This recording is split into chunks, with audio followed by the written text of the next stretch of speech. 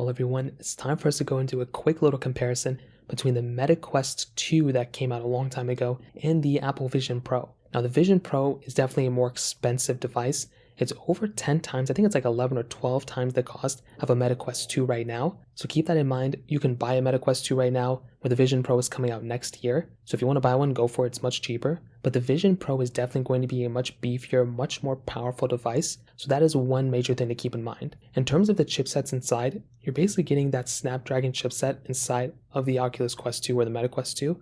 With the Apple Vision Pro, you're getting that M2 and R1 chipset inside. That M2 chipset is like one they have on their PCs that's very powerful. So this is going to be a very interesting experience to see how Apple is going to handle it on that device. And you have that Apple ecosystem too, which, you can use your MacBook with your, Vision Pro. With the Meta Quest 2, it's not really like that yet. I'm sure the Meta Quest 3 is going to be bringing some things too, but that's just kind of one thing to keep in mind. On top of that, the way these devices are, designed, the Meta Quest 2 is definitely a beefier, heavier device, and you have controllers with that device as well. The Apple Vision Pro, no controllers, just you're using your hands. I think you can connect, mouses and Bluetooth keyboards via Bluetooth, but for the most part, you're using your hands to interact with it. You're also getting a display over the Apple Vision Pro, which is pretty nice. The Meta Quest 2, you're pretty much just getting just a solid slab of plastic over the front of you. I would probably argue that the design and the build quality of the Apple Vision Pro is going to be far, far better than the one on the Meta Quest 2. The battery life, though, could potentially be better on the Meta Quest 2. So that is something that we're going to have to kind of wait